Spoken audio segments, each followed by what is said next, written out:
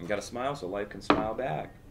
Hey there, how you doing today? Thanks for joining me for another episode of Bitcoin and Coffee. I'll be your host, Eugene Forrest. So, what are we looking at today with the cryptocurrency market? Well, it looks like Litecoin and a lot of the privacy coins have made some big gains recently.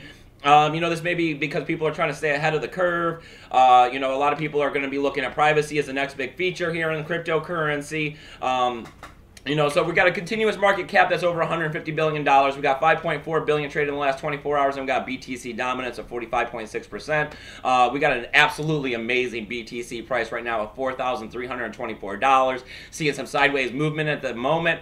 We got Ethereum Classic. I mean, we're well over $300 coming in at $341.49. That's up 1% right now, and I mean, that's absolutely great. Ethereum is making some climbs forward. They're moving forward with their next platform, Metropolis here, and all these ICOs and all the great news that's coming out of Ethereum. And now we're starting to be able to see cross-chain pairs between Ethereum and Bitcoin, hopefully making cryptocurrency the bright future that we all plan it to be. We got Bitcoin Cash finding support here a little above $600 at 606. That's up 1.74%.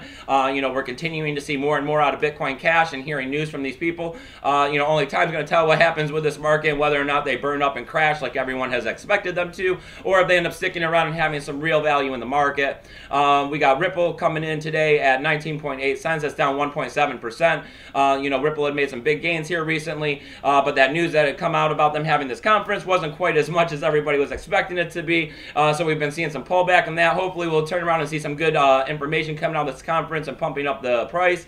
We got Litecoin. Hey, there we go. $62.46. That's up 8.3%. We're well over the other side of $60 and $50 where we had seen the zone of 45 to 50 was our safe zone. These profits are great. Hopefully we continue to see them climb and grow as we move towards the end of the year. Still got my fingers crossed for that $100 Litecoin, right? We got Dash coming in at $357.21. That's down 5.5%, but that's really not that big of a deal because we had seen such growth. We got to have some healthy correction, right here at 350 pretty much. This is absolutely fantastic. Let's see what else we got up. We got NEM coming in at 28.2 cents. That's 3.3%. That's great too. Let's see. Oh, there we go. Look at that price on Monero. $151.87. That's up 14.06. That means if you were buying Monero not that long ago at the $50 price, you're triple your value right now. That's absolutely great. Are we going to hold out here at 151? Are we going to continue to grow? I'm not quite sure on that one. I definitely think about selling half and seeing what the other half can hold, right? We got Ethereum Classic coming in at $15.70. That's some sideways movement there. They've been struggling. They've been struggling for a little while. We got Zcash coming in at 266. That's 2.6%. That's really not that bad right there. We got Steam. They had made some gains over the weekend coming in at $1.42, but that's a 5.3% pullback. Really not that bad considering the gains they had made. And we got Steam back dollar. What are we doing here at 96 cents? That's a more sideways movement with that, but I mean at 96 cents, really not that bad being pegged to the dollar, showing me the altcoins are kind of where they're supposed to be. Slight room to grow though.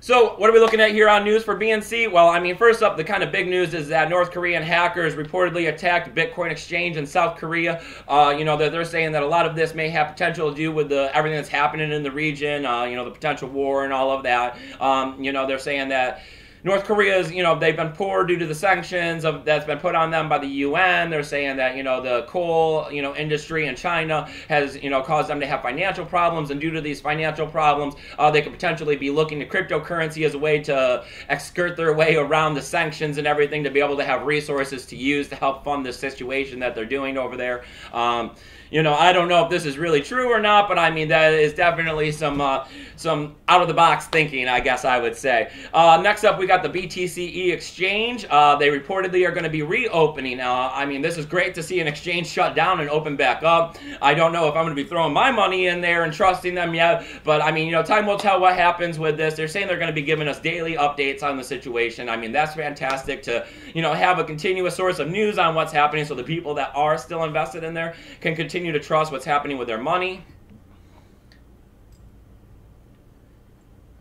Next up, they're saying that they're only going to allow 55% withdrawals when the exchange opens. This is probably so that the exchange doesn't open and everybody go in and take all their money out and then they're left holding nothing.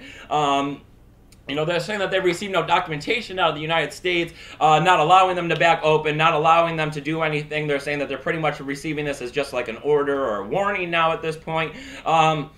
So I mean, let's see what happens with this. Let's see if BTC does open back up. Let's see if people are able to withdraw their 55%. It seems like more and more we're starting to get more reputable exchanges paying people back after hacks. If they're closed down by governments, they're trying to open back up and get you back your money. This is a lot different than what we had seen in the past with the Mt. Gox situation, which had brought down Bitcoin for years. So I mean, this is absolutely fantastic to see this happening. Of course, you always got to be leery with your money. Got to hold your private keys, never keep it in an exchange. I mean, if you are caught up in the middle of this on the day of the exchange, that should be the only way your money's held up in there. If you're using an exchange to hold your cryptocurrency, that's improper cryptocurrency management. And you're the only person responsible for that is you. And then next up, let's see, we got China. Their fundraising rules are going to be taking a second look at ICOs and securities. This seems like the same kind of news that we're starting to hear out of a lot of countries, especially here in the United States. Russia has said stuff, Australia said stuff. Now we got Chinese coming out and saying something. ICOs may be coming to an end, or we may be looking at a lot harder sanctions on this. Whether or not I personally believe this is right or not, I mean, I don't go out investing in ICOs. So, I mean, the people that are out there investing in ICOs, this is more about them trying to figure out whether or not this is a good thing or a bad thing. This seems like a situation of there's a lot of bad apples and a few good apples in the bunch. So, I mean, you have to do your due diligence when investing in ICOs. Of course, there's always ways around this through privacy coins and VPNs. But, you have to make the smart choices out there. And me, I just buy BTC and hold it. So far, it's done the best for me. So if you like everything that's going on here on Bitcoin and Coffee, I need you to hit that subscribe button. I need you to like this video so everyone else can find it. And I need you to share it out so other people can come join this community, right? Everything that's going on here, I mean, it's absolutely fantastic. We're trying to grow and get you guys the daily news in under like 10, 15 minutes. We're trying to tell you guys about scams so you can avoid them. I'm constantly working on the list of tools down there below to help you guys navigate these cryptocurrency markets. There's links down there to get you free BTCs, Litecoins, doggies.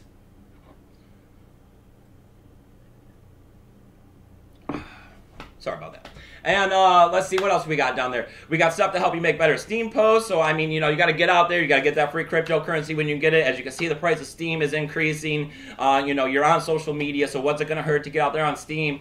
Post your social media content and see if you can't make some free cryptocurrency, because we all love this stuff, right? And while you're over there, about my post, one of the best things you can do to help support me, if you're not on Steam and you're one of the people that are against it, I mean, that's great. Everyone has their own beliefs and opinions. But if not, there's donational addresses down there. If you got that cryptocurrency to send my way, the other things you can do is I got a Patreon address. And if you're not into that, I got Amazon affiliation codes down there. If you're looking for something off Amazon, go ahead, use one of these links. T-shirts, mugs, all that good stuff. If you just use my link, go on to Amazon and buy something else, I still get a small percentage. And these are great ways to help out the channel without actually taking money out of your pocket. Because as I keep saying, I'm totally unfunded. I do this as a hobby, and I mean, I love doing it for you guys. And on top of all this, I got a free help desk service at eugeneforest20@gmail.com. So I mean, if you got those questions, shoot me the email, let me know what's up, and I'll get back to you as soon as I can. So as always, you guys, keep your BTC safe.